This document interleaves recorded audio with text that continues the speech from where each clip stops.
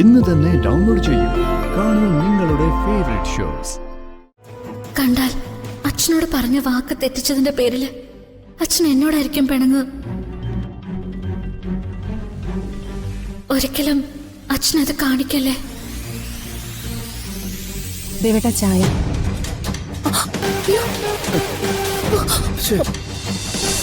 എന്റെ ഈശ്വര, ഇവിടുത്തെ ബന്ധുക്കൾ ആരെങ്കിലും കണ്ടാ നിമിഷം വിളിക്കുമല്ലോ. അതൊന്നും കുഴപ്പമില്ല, എന്നെ പോലിരിക്കുന്ന വേറെ ആരെങ്കിലാണെന്ന് വിചാരിച്ചോളും. നീ എന്ത് ഈസിയായിട്ട് എങ്ങനെയൊക്കെ സംസാരിക്കുന്നേ?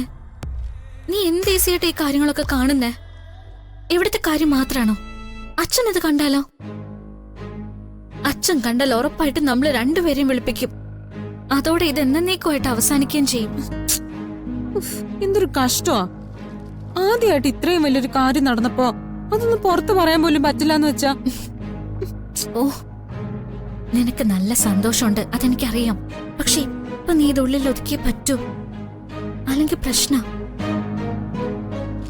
നീ ഈ പേപ്പറിങ്ങി തന്നെ, ഞാനിത് വേറെ എവിടെയെങ്കിലും മാറ്റി വെച്ചോളാം. എന്റെ കൃഷ്ണ, ഇത് വേറെ ആരും കാണില്ലേ? തമിഴ് സിനിമയാണെന്നൊക്കെ പറഞ്ഞപ്പോ ഇവിടുത്തെ പത്രത്തിൽ നിന്നും വരില്ലെന്നാ ഞാൻ കരുതി. അതാ ഞാൻ സമ്മതിച്ചു പോയേ.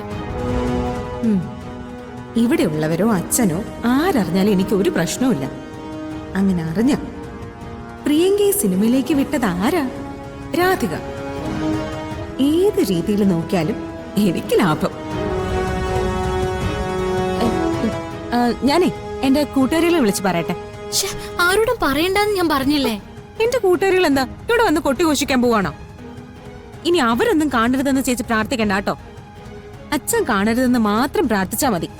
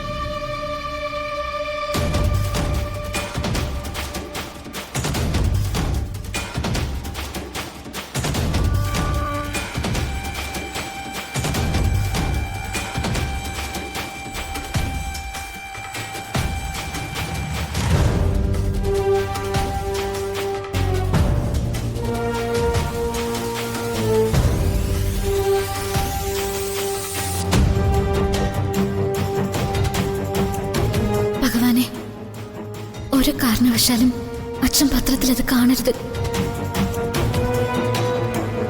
കണ്ടാൽ അച്ഛനോട് പറഞ്ഞ വാക്ക് തെറ്റിച്ചതിന്റെ പേരില് അച്ഛൻ എന്നോടായിരിക്കും പിണങ്ങ്. ഒരിക്കലും അച്ഛനത് കാണിക്കല്ലേ.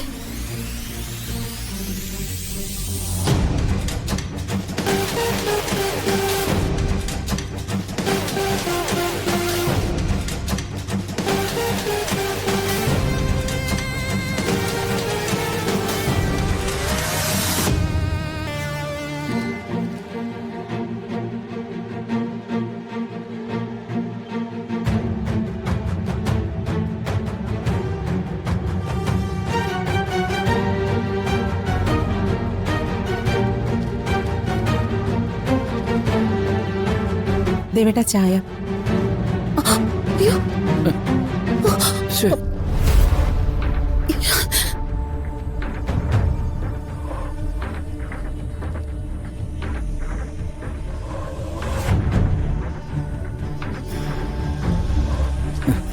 ദേഹത്ത് വീണോ ദേവേട്ട?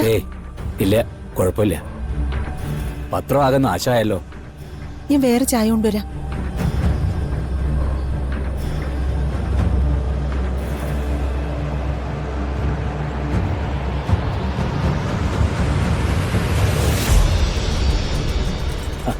മതി മതി, കുഴപ്പമില്ല, അവിടെ കിടന്നോട്ടെ.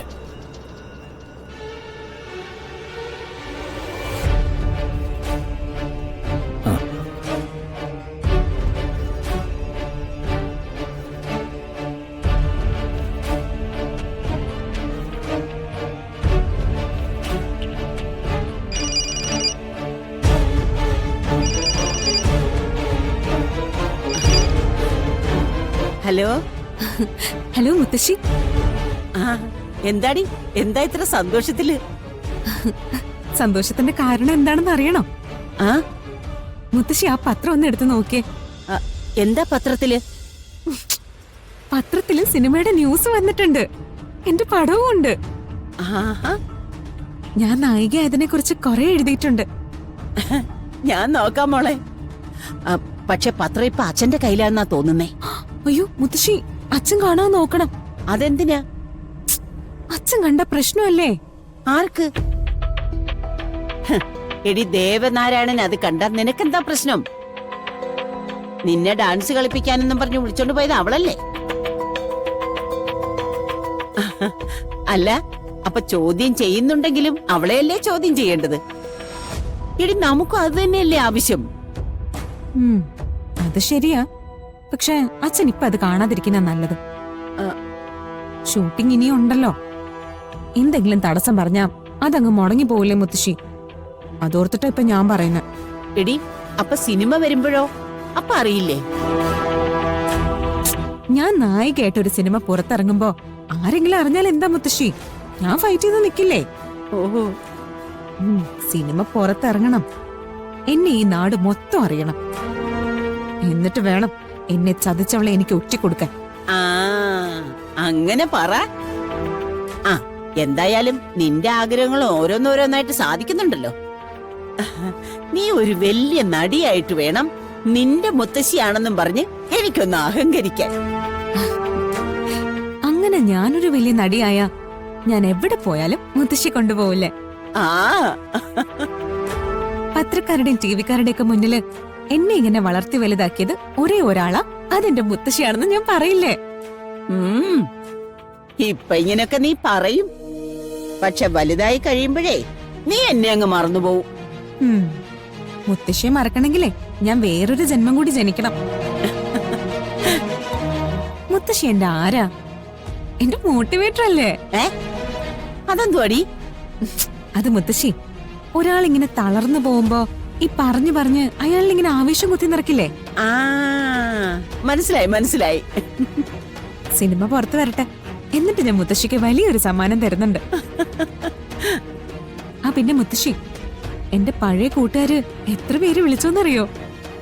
അവർക്കൊക്കെ അത്ഭുതമാ ഇത്രയും വലിയ സിനിമയിൽ ഞാൻ നായികയായതില്.